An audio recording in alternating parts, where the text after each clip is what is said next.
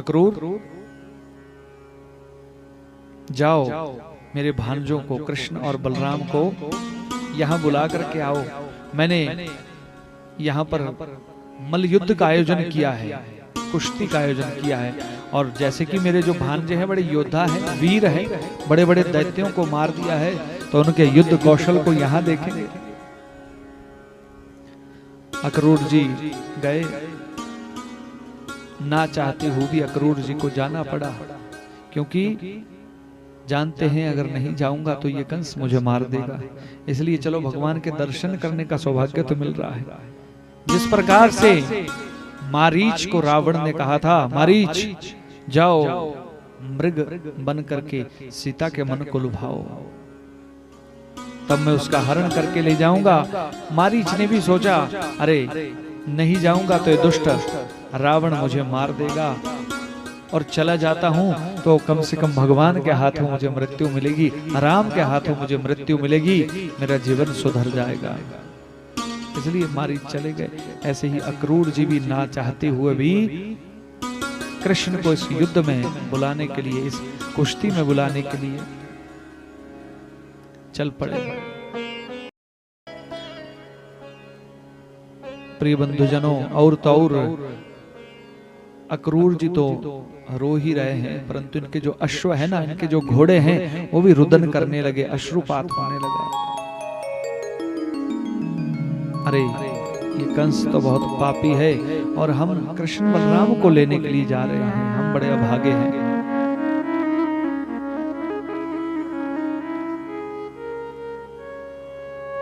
रात्रि में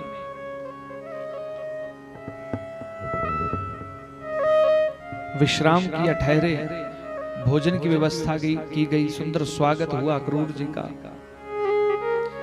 माता ने, यशोदा माँ और नंद बाबा ने सुंदर भोजन करवाया, और अंत में पूछा, मैया वैसे बाबा अक्रूर, ऐसे तो यहाँ संतों के लिए आने ना जाने का कोई वक्त नहीं है, कभी भी आ जा सकते हैं, लेकिन फिर भी आप ऐसे अचानक ही यहाँ पहुंचे, कोई विशेष कारण से आए हैं या वैसे ही आए हैं? भोजन कर रही थी माता। अक्रूर जी ने कहा, मैं कृष्ण बलराम को लेने के लिए आया हूं। जब ये कहा तो हाथ से थाली गिर गई, ग्रास गिर गया। क्या कहा? कृष्ण को ले जाने के लिए आए हो, पर क्यों? कंस ने मल्लयुद्ध का, धनुष युद्ध का आयोजन किया है, और इस युद्ध में कृष्ण बलराम को भी आमंत्रित किया है। सुबह का जब सुबह हुई तो सभी गोपी ग्वालों के बीच में यह समाचार फैल गया कि कृष्ण को लेने के लिए अक्रूर जी आए हैं। जन कृष्ण को एक पल भी अपनी नजरों से दूर नहीं होने देते सब ब्रजवासी, उन कृष्ण के जाने का समाचार सुन करके।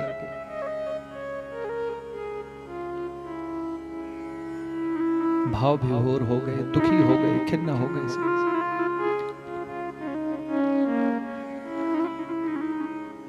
नंद बाबा ने कहा, अरे ये छोटे छोटे बालक हैं, ये युद्ध क्या कर, ये क्या मल्लयुद्ध करेंगे, क्या कुश्ती करेंगे?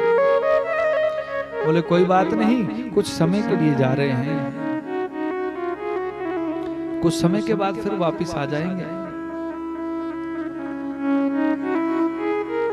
लेकिन जैसे कैसे नंद बाबा और यशोदा ने तो आज्ञा दे दी, और कृष्ण भगवान ने कहा, मैया रो क्यों रही हो, परसों आ जाऊंगा ना मैं। लेकिन जो ब्रजवासी है, गोपियां हैं, ग्वाले हैं, वो रास्ते में लेट गए। अक्रूर, तुम्हारा नाम अक्रूर किसी ने बहुत गलत रख दिया है, तुम्हारा नाम अक्रूर नहीं क्रूर होना चाहिए था, तुम बहुत क्रूर हो। हमारे प्रियतम को, हमारे प्राणों के आधार को हमसे दूर करना चाहते हो, दूर ले जाना चाहते हो, लेकिन दुष्ट ले जाना चाहते हो, ले जाओ, हमारे ऊपर से रथ को चढ़ा दो, हमारे जीवन लीला को समाप्त कर दो, फिर चाहे कृष्ण को ले जाओ।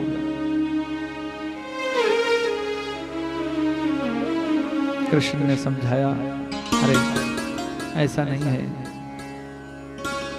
मैं परसों आ जाऊंगा, मुझे रोको मत, रोको, राजा की आज्ञा है, राजधर्म का पालन करना अत्यंत आवश्यक होता है, नहीं तो अनर्थ हो जाएगा। वो कंस जो है बहुत दुष्ट है, पापी है, सबको हानि पहुंचा लेगा।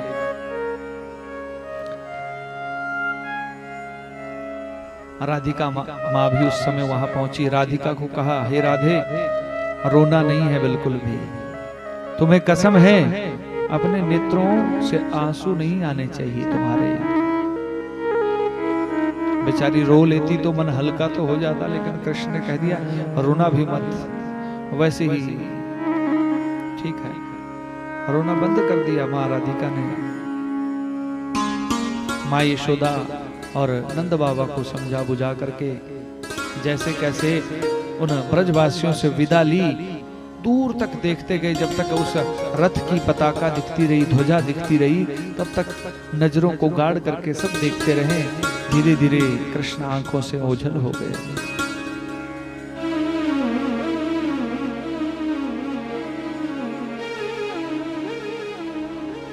ब्रजवासियों के हृदय की आवाज भगवान की लीलाओं को, कृष्ण की लीलाओं को याद करने लगे। माखन चुरा कर तेरा भाग जाना, रहा न याद तुझको, गुजरा जमाना, राहों पे चलते चलते, राहों पे चलते चलते तुम भी तो रोए रे, गोपियां भी रोए, कान्हा ग्वाले भी रोए, गोपियां भी रोए, कान्हा ग्वाले भी रोए।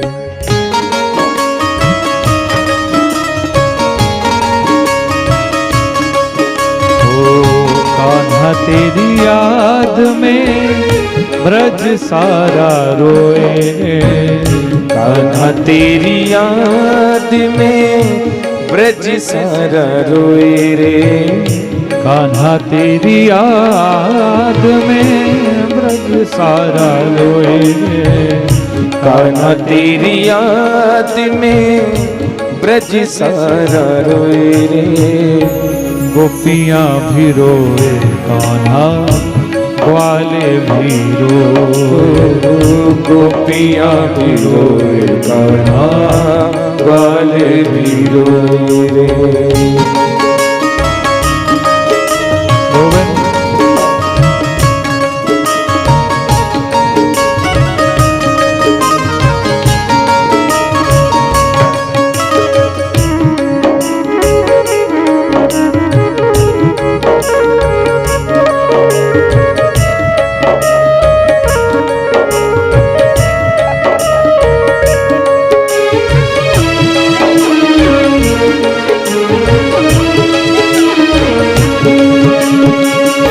डालियों से पत्तियों से, डालियों से पत्तियों से, शाम शाम निकले, डालियों से पत्तियों से, शाम शाम निकले, वृंदावन के कण कण से तेरा नाम निकले, डालियों से फूलों से तेरा नाम निकले, ब्रज भूमि से ये शाम शाम निकले नंद बाबा और यशोदा, नंद बाबा और यशोदा रोते ही जाए गोपियां भी रोए, कान्हा वाले भी रोए, गोपियां भी रोए, कान्हा वाले भी रोए रे। कान्हा तेरी याद में ब्रज सारा रोए रे, कान्हा तेरी याद में ब्रज सारा रोए रे। गोपियां भी रोए, कान्हा ग्वाले भी रोए, गोपियां भी रोए, कान्हा ग्वाले भी रोए रे।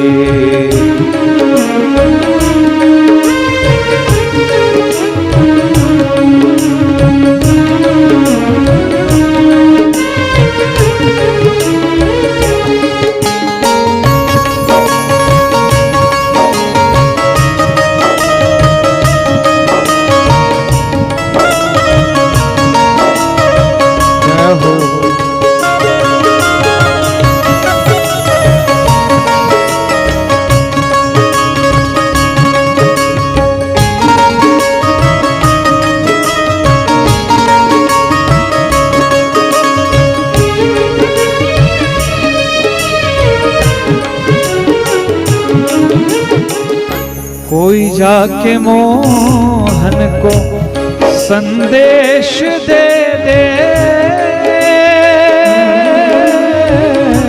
कोई जाके मोहन को संदेश दे दे,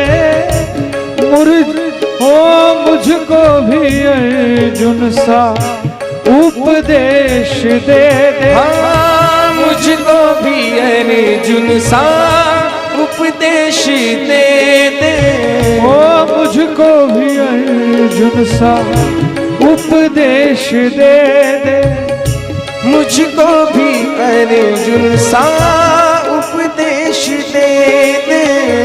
राधा मैया और सखियां, राधा मैया और सखियां रोती ही जाए रे, गोपियां भी रोए, कान्हा ग्वाले भी रोए, गोपियां भी रोए, कान्हा ग्वाले भी रोए रे। कान्हा तेरी याद में, कान्हा तेरी याद में ब्रज सारा रोए रे, गोपियां भी रोए, कान्हा ग्वाले भी रोए, ओ गोपियां भी रोए, कान्हा ग्वाले भी रोए। गोपियां भी रोए, कान्हा ग्वाले भी रोए, ओ गोपियां भी रोए, कान्हा ग्वाले भी रोए।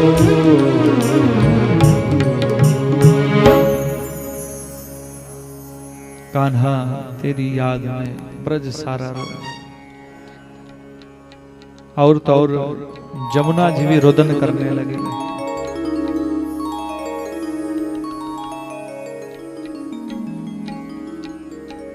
मैं भगवान की कथा के माध्यम से ये कहना चाहूंगा, जो भी यहाँ भी बालक, 3 बालक गए हैं इस परिवार से भी, जो इनका कुटुंब है, उन दिवंगत आत्मा को भगवान शांति प्रदान करे, जो एक दुर्घटना में, एक हादसे में मारे गए थे। एक प्रताप चौहान जी का जो बेटा था रणवीर, राजेंद्र चौहान जी का बेटा रवि कुमार, और प्रेम चौहान जी का बेटा गौरव, और गोपाल चौहान जी का जो बेटा था, जो गिर के बहुत पहले जिनका देहावसान हुआ था, रमन। भगवान इन बालकों को, इन बच्चों को अपनी श्री चरणों में आश्रय प्रदान करे, इन दिवंगत आत्मा को शांति मिले, यही मेरी भगवान से व्यासपीठ से प्रार्थना है। और आप सभी का भक्ति मार्ग प्रशस्त हो, आप सदैव अपने जीवन में ऐसे मांगलिक ऐसे शुभ कार्य करते रहे। बोले वृंदावन बिहारी लाल की जय, भक्त वत्सल भगवान की जय। और प्रिय बंधुजनों, कंस की नगरी जो है मथुरा नगरी में भगवान का रथ पहुंचा। धोबी को भगवान धोबी से वस्त्र मांगे, अरे वस्त्र दो। वो राजा के राज्य के जो वस्त्र है उनको धो करके जा रहा था। बोले दो, इन वस्त्रों को हमें दो। बोले ये राजा महाराजाओं के राजसिक वस्त्र है, तुम ग्वालों को क्या पता है, तुम्हें देने हैं ये वस्त्र, चलो भागो यहां से।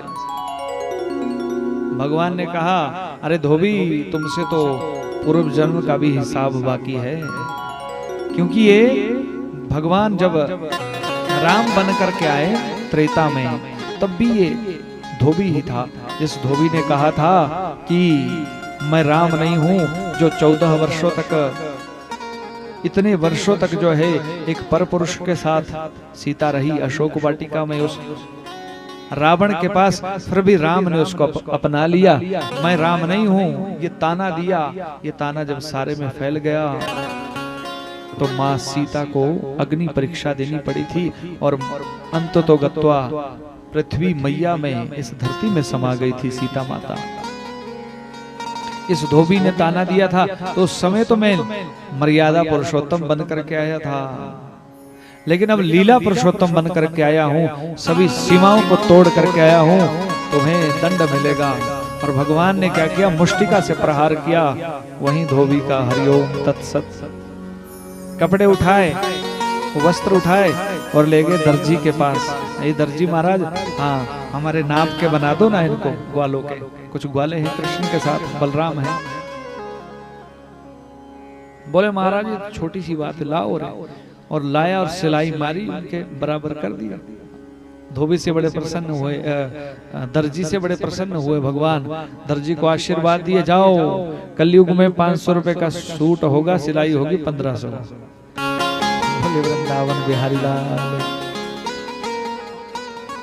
हाँ दर्जी, चाहे जो भी हो, सूट की वैल्यू दर्जी के पास नहीं होती। वो किराया तो जो उसका लगेगा ना सिलाई, वो तो उतनी लगेगी, चाहे सूट महंगा है चाहे सस्ता है। बोले वृंदावन बिहारी लाल जय, भक्त वत्सल भगवान उमापति महादेव की। और प्रिय बंधुजनों, आशीर्वाद प्राप्त किया दर्जी ने, और आगे बढ़े भगवान। आगे कुब्जा, जो कुबड़ी है बेचारी, टेढ़ी है, कुब्जा का नियम था कि रोज चंदन घिस करके जाती थी कंस को तिलक लगाने के लिए। कंस को उसका चंदन बहुत प्रिय था। और कुब्जा को कह दिया भगवान ने, अरे सुंदरी कहाँ जा रही हो? कृष्ण भगवान तो नटखट है ना। अरे सुंदरी कहाँ जा रही हो? बड़ी आश्चर्यचकित हुई, आज तक किसी ने मुझे सुंदरी नहीं कहा, ये किसने कह दिया? अरे बाल को हटो यहाँ से, क्यों परिहास करते हो? मेरी कुरूपता का परिहास करते हो, मजाक उड़ाते हो? बोले नहीं नहीं नहीं, तुम वास्तव में बहुत सुंदर हो कुब्जा। अरे सुंदरता हृदय की होती है, शरीर की थोड़ा भी होती है। तुम्हारा जो हृदय है बहुत सुंदर है। कहाँ जा रही हो? बड़ी प्रसन्न हुई। बोले मैं कंस को तिलक लगाने। बोले हमें भी लगा दो ना चंदन। बोले हाँ क्यों नहीं। कृष्ण भगवान और ग्वालों को तिलक लगाया। भगवान कृष्ण प्रसन्न हुए।